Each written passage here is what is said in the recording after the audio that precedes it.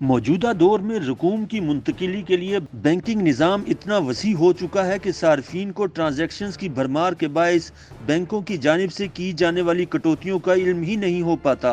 آج ہم آپ کو انہی خفیہ کٹوتیوں کے متعلق بتائیں گے۔ تمام بینک ہماری رقوم کو محفوظ رکھنے اور مختلف سہولیات کے بدلے کچھ کٹوتیاں بھی کرتے ہیں۔ بہت سے صارفین کو اس کی آگاہی نہیں ہوتی، مگر در حقیقت بینک تقریباً ہر سہولت فراہم کرنے کی قیمت وصول کرتے ہیں جو کہ صارفین کو بھی معلوم نہیں ہوتی۔ اسٹیٹ بینک آف پاکستان ملک بھر کے تمام کمرشل بینکوں کو اجازت دیتا ہے کہ وہ صارفین کو فراہم کی جانے والی خدمات کے عوض معاوضہ وصول کرے۔ اسے بینکاری کی زبان میں شیڈول آف چارجز کہتے ہیں۔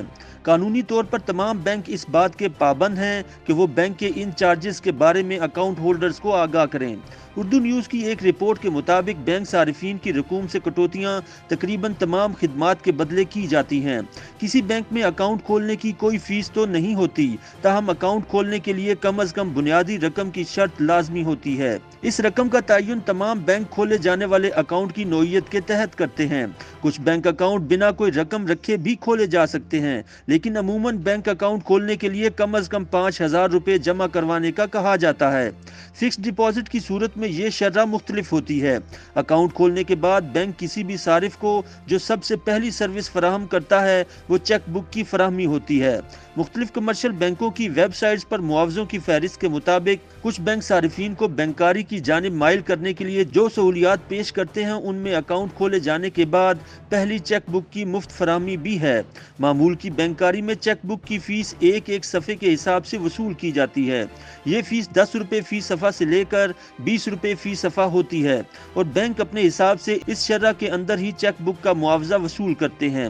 اس کے علاوہ اکاؤنٹس قائم رکھنے کے نام پر صارفین کے اکاؤنٹ سے 40 سے 45 روپے سالانہ بھی کاٹے جاتے ہیں۔ پاکستان میں بینکاری کی دنیا میں اس وقت سب سے زیادہ استعمال ہونے والی پروڈکٹ ڈیبٹ کارڈ ہے۔ لوگ کیش لے کر چلنے کے بجائے کارڈ کے ذریعے ادائیگیاں کرنے، اے ٹی ایم سے رقوم نکلوانے اور جن کو انٹرنیٹ بینکنگ نہیں آتی تو وہ غیر رسمی لین دین کے لیے یا رقوم کی منتقلی کے لیے ڈیبٹ کارڈ اور اے ٹی ایم مشین استعمال کرتے ہیں۔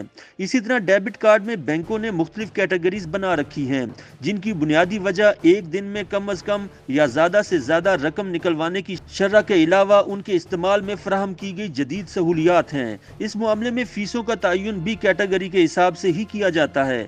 ڈیبٹ کارڈ کے لیے فیس سالانہ بنیادوں پر، جبکہ اے ٹی ایم استعمال کرنے کی فیس ٹرانزیکشن کرنے کے ساتھ ہی کاٹ لی جاتی ہے۔ ڈیبٹ کارڈ کی شرح مختلف بینکوں کی جانب سے مختلف ہے۔ مثال کے طور پر نیشنل بینک ڈیبٹ کارڈ کی سالانہ فیس 375 روپے سے 900 روپے تک لیتا ہے، لیکن نجی بینکوں کی شرح فیس اس سے کہیں زیادہ ہے۔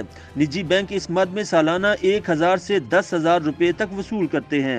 یہ فرق ڈیبٹ کارڈ میں لگی چپ اور کمپنیوں کے ذریعے فراہم کی جانے والی سہولیات کے باعث ہوتا ہے۔ اسی طرح اگر آپ متعلقہ بینک کے اے ٹی ایم کے علاوہ کوئی اے ٹی ایم استعمال کریں تو ہر ٹرانزیکشن پر 18 روپے 75 پیسے، اپنے بینک کے علاوہ کسی دوسرے بینک کی اے ٹی ایم سے بینک بیلنس معلوم کرنے پر 2 روپے 50 پیسے فیس کاٹی جاتی ہے۔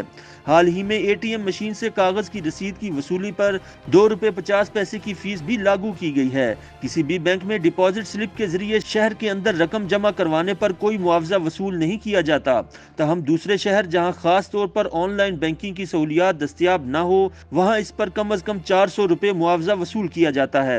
اس میں اضافہ رقم کے حجم سے ہو سکتا ہے۔ اسٹیٹ بینک کے مطابق بلا معاوضہ انٹر بینک فنڈ ٹرانسفر کی حد 25,000 روپے ماہانہ ہے۔ 25,000 ماہانہ سے زائد رقم کا 0.1 یا 200 روپے جو بھی کم ہو بینک معاوضہ وصول کر سکتے ہیں۔ اسٹیٹ بینک کے فیصلے کے مطابق ایک ہی بینک کے مختلف اکاؤنٹ میں رقوم منتقلی بلا معاوضہ ہے، جبکہ ڈیجیٹل ادائیگیوں کو فروغ دینے کے لیے بلا معاوضہ رقوم منتقلی کی سہولت کی حوصلہ افزائی ہوگی۔ تاہم بینکوں کو اختیار دیا گیا ہے کہ وہ چاہیں تو اس پر فیس لاگو کر سکتے ہیں۔ تمام بینکوں کی جانب سے موبائل اکاؤنٹ سے شناختی کارڈ پر رقوم کی منتقلی کے لیے 45 روپے سے 600 روپے تک چارجز عائد ہیں۔ کسی بھی بینک سے بلا معاوضہ رقم نکلوانے کی حد بڑھا دی گئی ہے اور اب کچھ بینک 5 لاکھ روپے اور کچھ 10 لاکھ روپے تک رقم نکلوانے پر کوئی چارجز وصول نہیں کرتے۔ مثال کے طور پر حبیب بینک 5 لاکھ روپے یومیہ رقم نکلوانے پر کوئی معاوضہ وصول نہیں کرتا، تاہم اس سے زیادہ رقم نکالنے پر 600 روپے وصول کرتا ہے۔